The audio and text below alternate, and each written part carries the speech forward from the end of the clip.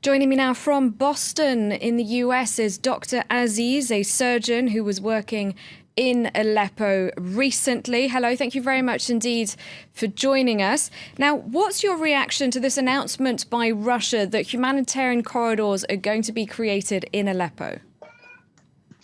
Well, I think it's just some sort of psychic treatment with those patients or people who are living there.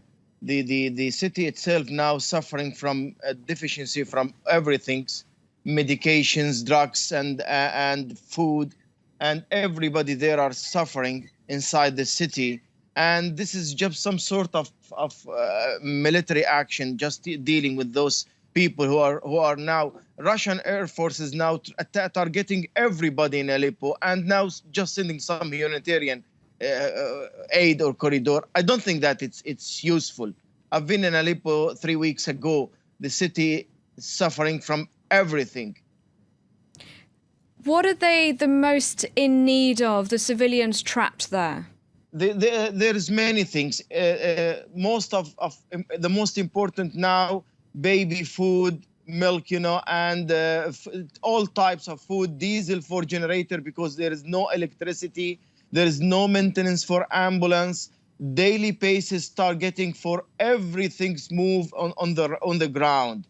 Yesterday, I talked to one of the ambulance driver in Aleppo. He told me that situation is terrible.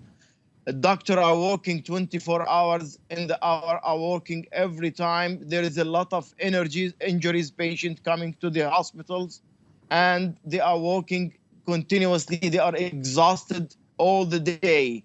And the ICU are full. 50%, almost 50% of patients in the ICU usually died because there is no enough treatment for them.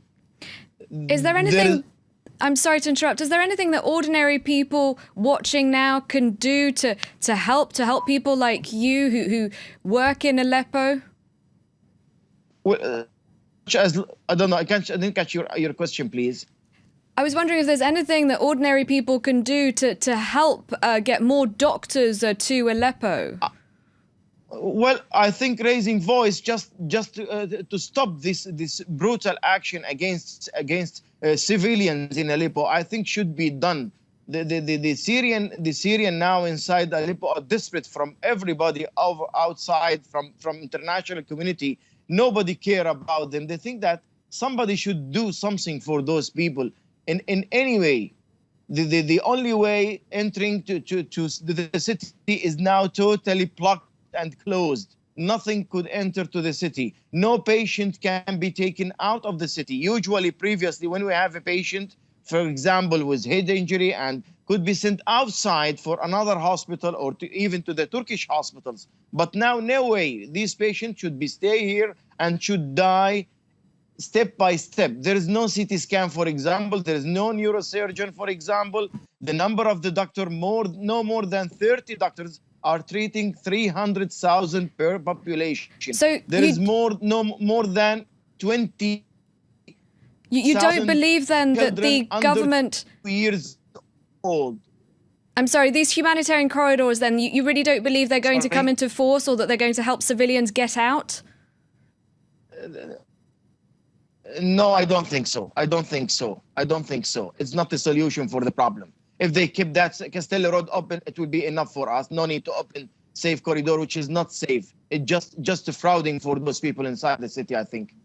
All right. I'm afraid we'll have to leave it there. Thank you very much for joining us. Thank you for your time. The situation is terrible inside the city. I'll give you just an example. Only one piece of bread for everybody every other day. Just think about this. There is no electricity, no milk, no sugar, no rice, no food for everybody inside Aleppo. Just limited amount. And even this, it will not be enough. People will suffer soon. Dr. Aziz, thank you very much for sharing what you've experienced, and hopefully your words can make a difference. Thank you for your time.